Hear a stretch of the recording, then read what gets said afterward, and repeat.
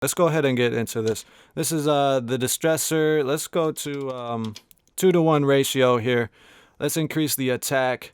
Let's do 4 on the attack. Let's do 2 on the release, kind of like a 1176 vibe.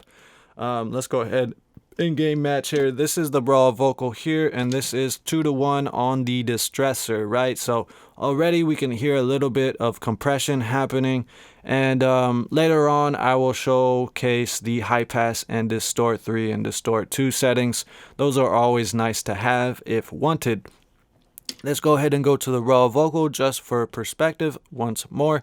And this is with the Distressor on, right? So let's move away from 2-to-1 and let's go to 4-to-1. Now this is 4-to-1 doing about 5 to 10 dB of gain reduction depending on how dynamic I am, right? So let's back off on the input a little bit and increase the output. So this is 4-to-1 with a fairly fast attack and a fast release. Let's back off on the attack a little bit, right? I hear a little too much compression. I want it a little transparent, right?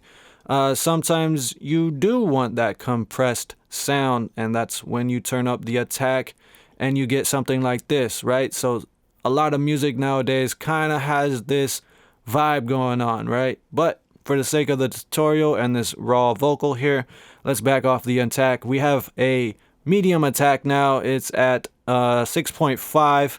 And this sounds pretty damn good in my opinion. Let's go ahead and go to the raw vocal. This is the raw vocal, and this is with the Distressor on. Wow, that sounds pretty damn good. Okay, let's go ahead and go to 10-to-1 opto mode. So immediately we can hear that it's compressing, right? But the manual says slowest attack, which is 10, fastest release, which is 0, and then output and input. So this is 10-to-1 opto mode, doing about 4 to 8 dB of gain reduction.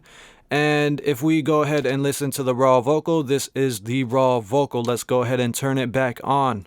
Kind of smooths things out a little bit, almost has a LA2A vibe going on, which sounds really damn good. Now, you can always move the attack a little bit and kind of hit those transients a little bit more like we are doing now, just to smooth it out a little bit more. This is the raw vocal, and this is 10-to-1 opto mode on the Distressor. We can hear compression happening, but for the sake of the video, that's okay.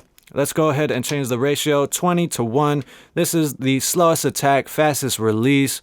We are doing about 5 dB of gain reduction, and let's go ahead and gain stage this a little bit here. I can hear compression. Jesus Christ, can't even talk. Let's go to the raw vocal. Okay, this is the raw vocal. Turn on the Distressor. Okay, that is 20-to-1. Now, if I really want to squash this thing, let's back off on the input and let's increase the attack here. And now we can really hear what 20-to-1 is doing. Let's go ahead and gain stage it a little bit more. So this is 20-to-1. It is basically almost making everything one level. The next mode, which is nuke, is going to do that even more.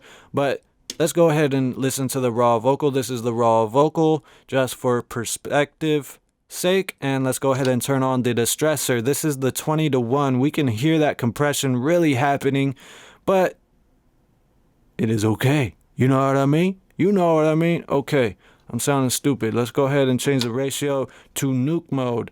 Let's start slowest attack, fastest release.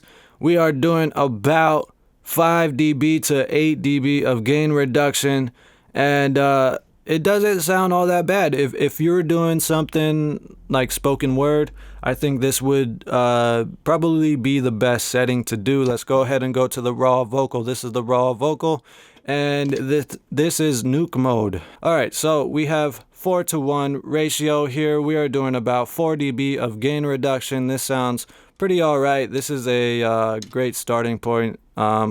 So if I wanted to, I can go ahead and showcase the high pass and distort 2 and distort 3 settings, and this is high pass. So immediately we can already hear kind of the lower end being rolled off a wee bit. And if we go to distort 2, we can hear almost this tube distortion going on, right? This is distort 2, 4:1 ratio. Let's go ahead and have high pass and distort 2. Usually I have high pass and distort 3 on, so let me go ahead and show you how distort 3 sounds like. Distort 3 has almost this tape harmonic distortion going on. So this is distort 3, but my favorite is high pass and distort 3. This sounds pretty damn good. Let's go to the raw vocal for the sake of perspective. Let's go ahead and turn on that 4:1 ratio on the distressor with a high pass and distort 3. This sounds pretty damn good. Now, mind you, I would probably want to do more compression than this. This is a little too lackluster in my humble opinion.